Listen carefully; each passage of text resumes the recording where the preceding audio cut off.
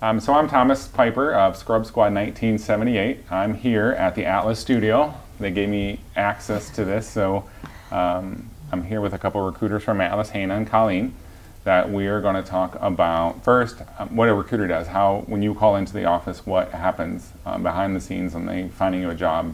Probably not as easy as we think it is, but and the second one I'm going to do with Hannah is going to be on the bill rate. And so Scrub Squad 1978 All Access starts now.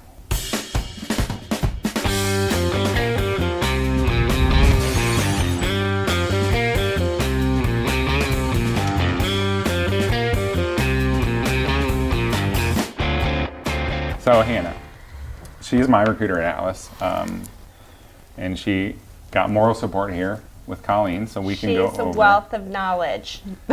So the two of them together, we're going to go. When I first started into travel nursing, I thought it should be really easy. You just do a couple point and clicks, and you have me a job, and you have, it's all super easy. And why is it taking so long to you to get me a job? Why do you have to keep asking me all these questions? And it's frustrating on my side because I had no idea, first starting out what the process was. So, and I think that new people starting out have the same quandaries about what goes on your side of things. So I drove out here to Nebraska to figure that out. And now we're going to come up with some things to say about this really quick. So we'll start from the very first hands-on. You get somebody who calls in the office, or you meet, or is referred by somebody. So, or you meet at TravCon. Yeah. You take their information and you call them. What do you have to do first? I have to ask them questions, I assume. Or what kind of questions do you ask initially? The first step is credentialing. First finding out what you want, what your goals in travel nursing are, what your financial expectations are, what your shift and scheduling looks like. Everybody has a different reason for traveling, and really that first part of the process is finding out, we were talking about earlier, the why. Why are you doing this? And then it's our job to really listen, hone in on what your probably your three biggest factors for traveling are, and then try and come up with something. But it's also, it's a screening process for us. I'm not going to lie. If I talk to a nurse for the first time and she spends 45 minutes telling me about, what a terrible assignment this was and how she had to leave it early and now she's scrambling for her next one, those are red flags to me, because we, as a recruiter, I don't think a lot of people realize it's our money on the line. Like if something goes wrong and we spend $700 on a background and titers and a drug screen, like Atlas doesn't pay for that. I have to pay for that. So, it's really important on our end, the same as it is on yours, to make sure that you're working with somebody you're going to be compatible with, that you get good vibes, and that you feel it's going to be a mutually beneficial relationship. Do you agree? Yeah, and it does take a while. So I've been a recruiter for, probably a year and a half. And I'd say right now, the nurses that I'm working with, besides a couple that went perm, I feel like I connect with them, and I feel like they're people you'd be friends with them in real life. life. I would hang out with them on the weekends. Yeah. So I say initially, initial phone call, whether you're calling me or I'm calling you, what I'm looking for is engagement. Are you asking questions? Are we going to be able, am I going to be able to manage your expectations? What are those expectations, whether it be location, pay, and then, just showing that you care about this process too. Like if we're 2 minutes into the conversation and you're like, I see you have a job here, what's that pay package? Or you don't even ask me what the pay package is, and you're like, I saw you had this job, just submit me. Like, well, I need to know more about you. There's some stuff we need to go over before we're to that point. It's Who are you talking to? It's like dating. Whoa, before we move in together, let's outline some things. So I would say that's the first step. And then the next step is really making sure, obviously, that we're able to manage your expectations, have jobs that are going to fit your needs, and then it's building the profile, resume, skills checklist, references. The sooner you get that out of the way, the quicker the process is going to go, especially with the market right now. Yeah. Jobs are opening and closing within an hour. If you're waiting until I have that job to do your profile with us, it's going to be gone by the time you get that done, by the time I get a hold of your references. And then something else that I wanted to point out too is is how your profile looks. So, I mean, this is what the manager's looking at. If it's sloppy, I know that I've seen some different ones, you know, where they're just copying and pasting what the traveler sent them, and there's really no branding. It just kind of looks sloppy. Like, this is the manager's first impression of you, so it's really important for your company to submit something that looks professional and that puts you in your best light, and accurately represents your skill set, your experience, and what you have to offer that facility. Okay. So going back, it sounds like there's a lot of time investment on a recruiter's side. So I always suggest from a traveler side that you invest time as a traveler into your recruiter as well, because as you know, I interview my recruiters. Yeah. I have a long list of questions, and there were some things at TravCon that people were suggesting that as well. But we have to mesh, and your company has to offer what I want. Or I need in a contract, because like we said, everybody's different. I might not need day one insurance and somebody else does. Some companies do time and a half for overtime rates, and I don't personally like that. I want a better overtime rate, because I like to work a lot of overtime. Time and a half of the hourly. Right. Yeah, of the Not hourly. just- So it's like $30 total for your overtime rate. If a recruiter doesn't have the basic knowledge to tell me what a tax home is, you can't explain. Like, that's the basis of our travel nursing. If you can't explain to me what a tax home is, then you're off my list. Right. And If those you- are red flags for you. Yeah, Like, red even when flags it for me. comes to overtime, why are you only offering me time and a half? And if their answer isn't something that you find So accurate, recruiters have red truthful. flags, travelers have red flags on what they need, and recruiters have red flags on what they need. So it's got to be, a collaboration of working together.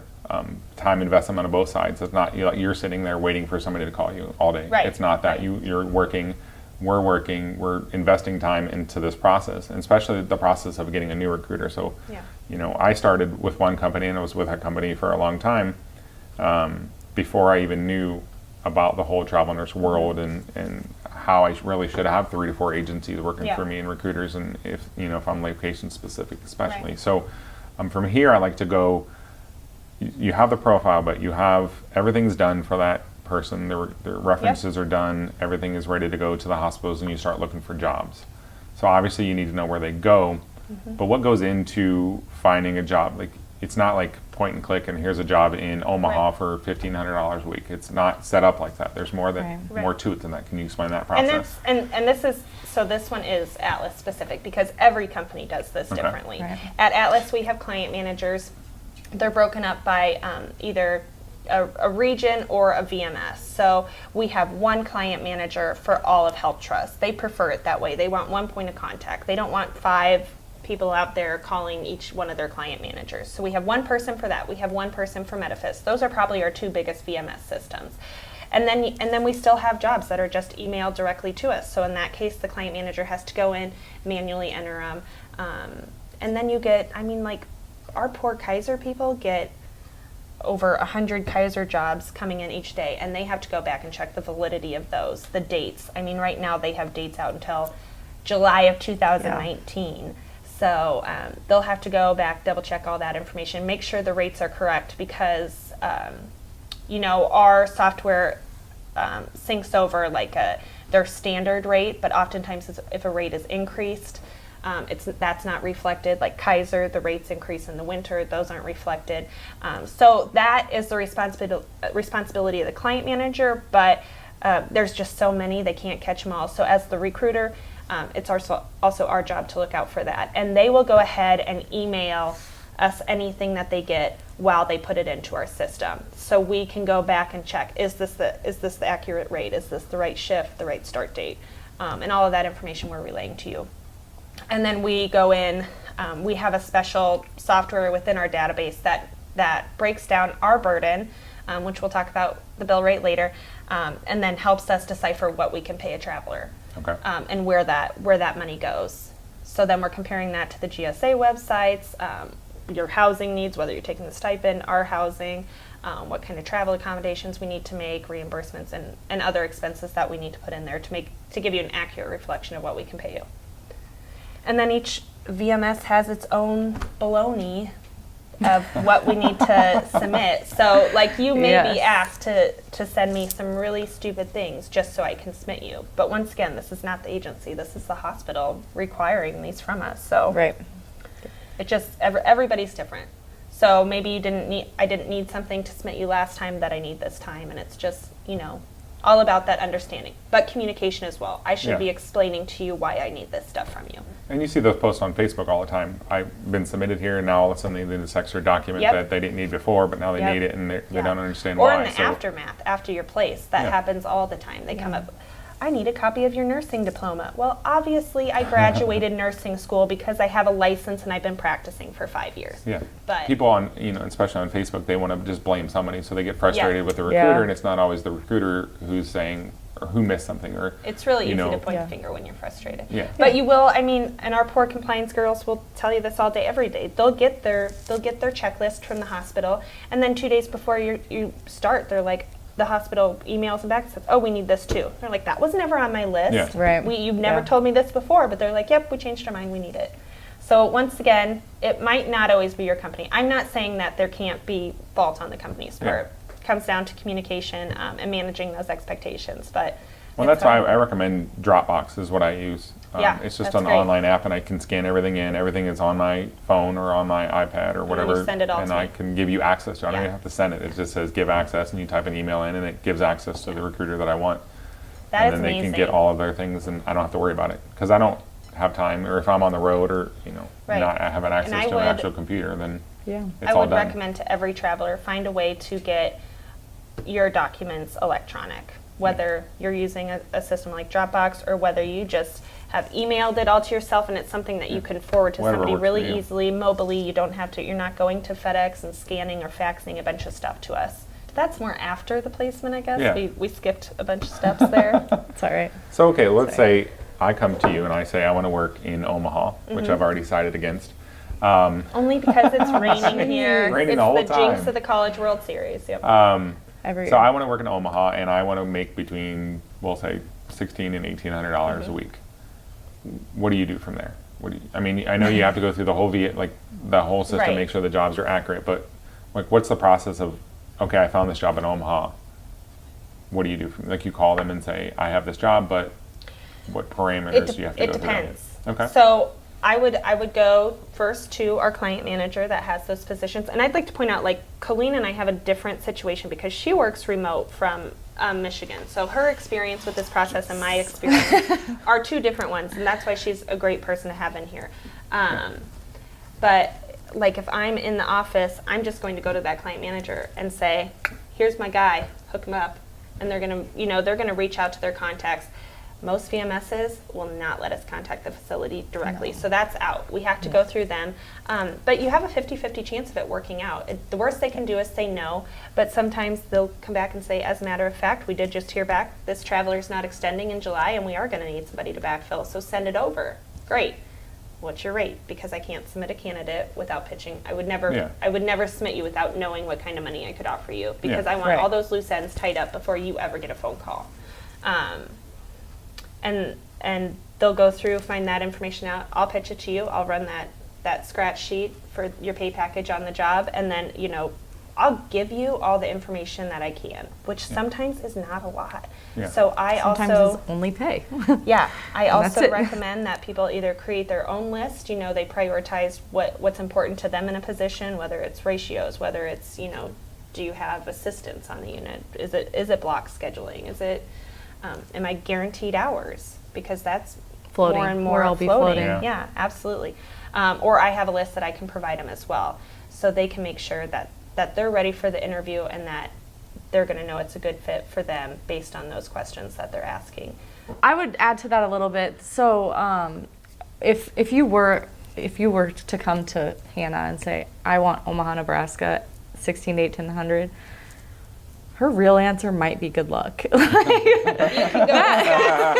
Scott's left. I just made up a number. Like I know, numbers or- yeah. but I'm not, that's my point, is kind of setting expectations on your traveler. Like, if you only want to go to one city and it's Omaha, Nebraska, or anywhere, it's going to be harder for the recruiter, because if we don't have you never know if the jobs are going to be there ever. Like Yeah. you don't know. You're taking this and you're making it this. Right. So, So the more open you are to location, the better. that and- goes back to managing expectations too. Right. Like you're going to tell them, and we can pull up in our system. Listen, these are the ICU jobs I've had in Chicago over the past year. Like you can see, they're not as plentiful as some other areas. Even if you Right. go south of Chicago, you're going to have way more opportunities. And just, I mean, I find if you give people a visual, it helps in that understanding. Because I can talk at you all day, but Yeah. that doesn't mean we're on But the I same think page. it goes back to what you said earlier, communication Yeah. and setting expectations. So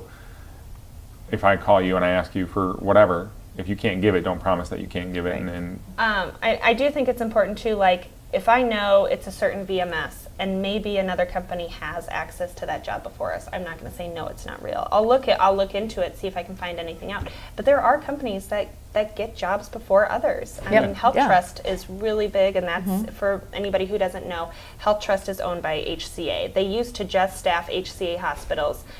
They have a. I mean, this is not a PR thing for Health Trust, but they have a recruiting side. They have a VMS side, and then they actually have, the hospitals under their umbrella.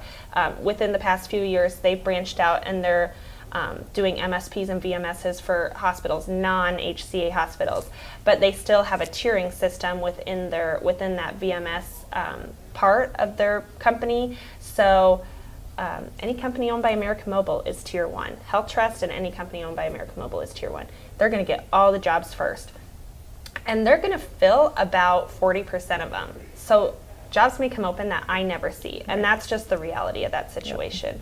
We can reach out to them, and this has worked before where they've released a Tier 1 job to us and let us submit a candidate, but most of that time that candidate's requested specifically by the manager.